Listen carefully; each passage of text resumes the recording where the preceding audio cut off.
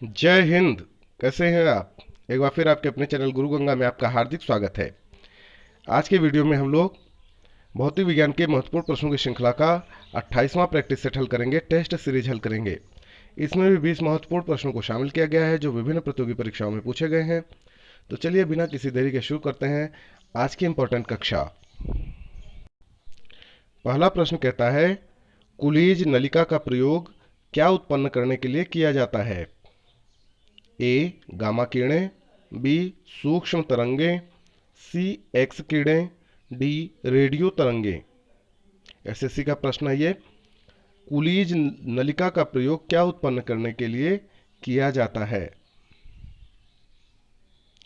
X किरणें बिल्कुल सही उत्तर है ये। एक्स किरणें किसको पार नहीं कर सकती? ए त्वचा, बी अस्थि यानी हड्डी, सी मांस, डी लकड़ी। तो अस्थि को पार नहीं कर सकते, इसीलिए इसका प्रतिबिंब दिखाई देता है ना। आगे देखें, अति चालकता किस तापमान पर अत्यधिक आर्थिक महत्व की हो सकती है जिससे लाखों रुपए की बचत हो?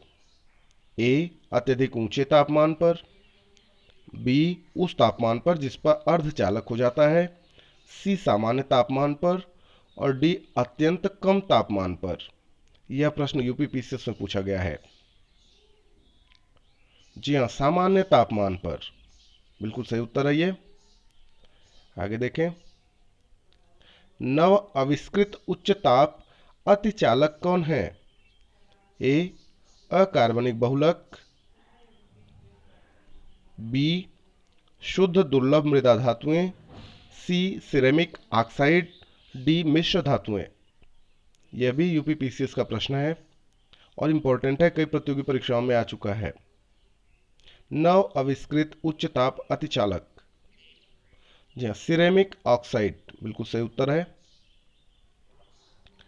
डायोड वह प्रयुक्ति है जो धारा को ए कहता है एक दिशा में प्रवाहित होने देती है, बी कहता है किसी भी दिशा में प्रवाहित होने नहीं देती है, सी दोनों दिशाओं में प्रवाहित होने देती है, और डी उपर्युक्त में से कोई नहीं। तो इसका जो सही उत्तर है वह है डायोड वह प्रयुक्ति है जो धारा को एक दिशा में प्रवाहित होने देती है। डायोड से धारा कितनी दिशाओं में बहती है?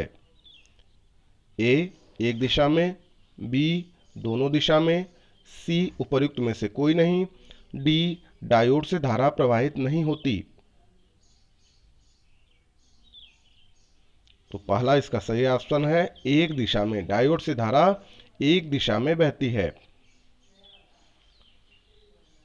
सिलिकॉन है A insulator, B semiconductor, C conductor, D इनमें से कोई नहीं।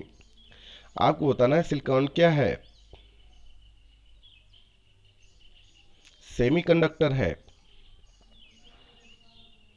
ट्रांजिस्टर के संविरचन में किस वस्तु का प्रयोग होता है? ए एल्यूमिनियम, बी रजत, सी सिलिकॉन, डी ताम्र। तो ट्रांजिस्टर के संविरचन में सिलिकॉन का प्रयोग होता है। एसएससी का प्रश्न है ये, इंपॉर्टेंट है। आगे देखें, एनपीएन ट्रांजिस्टर पीएनपी ट्रांजिस्टर की तुलना में श्रेष्ठ होते हैं क्योंकि ए कहता है अधिक ताप सहन करने की क्षमता रखते हैं, बी कहता है इनमें ऊर्जा क्षय कम होता है, सी कहता है इनमें इलेक्ट्रॉनों का प्रवाह अधिक होता है, और डी कहता है सस्ते होते हैं इसलिए श्रेष्ठ होते हैं। आपको बताना इसका सही उत्तर।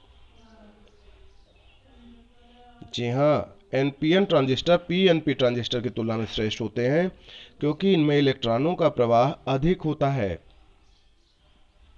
निम्न में से कौन सी धातु अर्धचालक की तरह ट्रांजिस्टर में प्रयोग होती है? ए चांदी, बी जर्मेनियम, सी ग्रेफाइट, डी तांबा। बीपीएससी में पूछा गया प्रश्न। जर्मेनियम ये अर्धचालक की तरह ट्रांजिस्टर में प्रयोग की जाती है। अगला प्रश्न देखें, एक टीवी सेट को चलाने के लिए निम्नलिखित में से किस एक को टीवी रिमोट नियंत्रण इकाई द्वारा प्रयोग किया जाता है? ए रेडियो तरंगे, बी ध्वनि तरंगे, सी प्रकाश तरंगे, डी सूक्ष्म तरंगे। तो सही उत्तर है सूक्ष्म तरंगे। दूरदर्शन के संकेत एक निश्चित दूरी के बाद नहीं मिल सकते क्योंकि ए कहता है एंटीना दुर्बल है, बी कहता है संकेत दुर्बल है, सी कहता है वायु संकेतों को शोषित कर लेते हैं, और डी कहता है पृथ्वी की सतह वक्राकार है इसलिए। यूपी पीसीएस में यह भी पूछा गया था। हाँ, पृथ्वी की जो सतह वक्राकार है इसीलिए दूरदर्शन के संकेत एक निश्चित दूरी के बाद नहीं मिल सकते हैं। टेलीविजन सिग्नल एक विशिष्ट दूरी के बाद सामान्यतया टीवी, हाँ सॉरी, ये वी वहां पे होना चाहिए था, है ना, टीवी सेट द्वारा ग्रहण नहीं किए जाते हैं। इसका क्या कारण है? ए दुर्बल रिसीवर एंटीना, बी सिग्नलों का दुर्बल होना, सी वायु में सिग्नलों का अवशोषण, और डी पृथ्वी की वक्रता। इसका उत्तर आप जानते ही, अभी बात हो रही थी पृथ्वी की वक्रता के कारण, है ना। आगे देखें, रडार का उपयोग किस लिए किया जाता है? ए ग्रहों को देखने के लिए, बी जहाज़ों वायुयानों आदि को ढूंढना एवं मार्ग निर्देश करने के लिए, सी सौर विकिरण का पता लगाने के लिए, डी भूकंपों की तीव्रता का पता करने के लिए। आपको बताना है कि रडार का उपयोग कहाँ किया जाता है या क्यों किया जाता है। जी हाँ, बताएं। जहाज़ों वायुयानों आदि को ढूंढने एवं मार्ग निर्देशन करने के लिए। बी बिल्कुल सही उत्तर है इसका। त्रिविमीय चित्र, 3 डायमेंशनल पिक्चर किसके द्वारा लिया जाता है? यूपी पीसीएस का प्रश्न।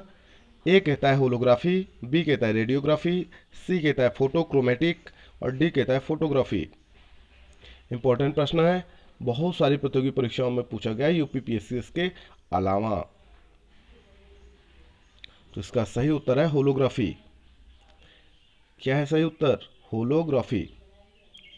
आप एक दो बार प्रैक्टिस सेट को हल कर लिया करें, आपको रटने की आवश्यकता नहीं पड़ेगी, है ना। लेजर बीम का उपयोग कहाँ होता है? ए आंख की चिकित्सा में, बी हृदय की चिकित्सा में, सी कैंसर चिकित्सा में, डी गुर्दे की चिकित्सा में। लेजर बीम का उपयोग कहाँ होता है? यह भी यूपी पीसीएस के अलावा बहुत सारी प्रतियोगी परीक्षाओं में आया है, पीसीएस में भी पूछा गया है, तो इंपॉर्टेंट है, आप समझ सकते होंगे। हाँ, लेजर बीम का उपयोग होता है इसमें से गुर्दे की चिकित्सा में, है ना, किडनी जिसको आप कहते हैं। लेजर अथवा किसी अन्य संसक्त प्रकाश स्रोत से निकली 2 प्रकाश किरणों के व्यतिकरण से त्रिविमीय प्रतिबिंब बनाने से संबद्ध समवृत्ति क्या कहलाती है? सीडीएस में पूछा गया था। ए विकिरण चित्रण, बी एक्स किरण फोटोग्राफी, सी प्रकाशीय फोटोग्राफी, डी होलोग्राफी। तो इसका सही उत्तर है होलोग्राफी। लेजर किरण होती है ए केवल एक रंग की, बी 7 रंगों की, सी 2 रंगों की, डी इनमें से कोई नहीं। तो लेजर किरण जो होती है केवल एक रंग की होती है ना। आगे देखें, बिना शल्य चिकित्सा के पथरी का इलाज किसके द्वारा किया जाता है?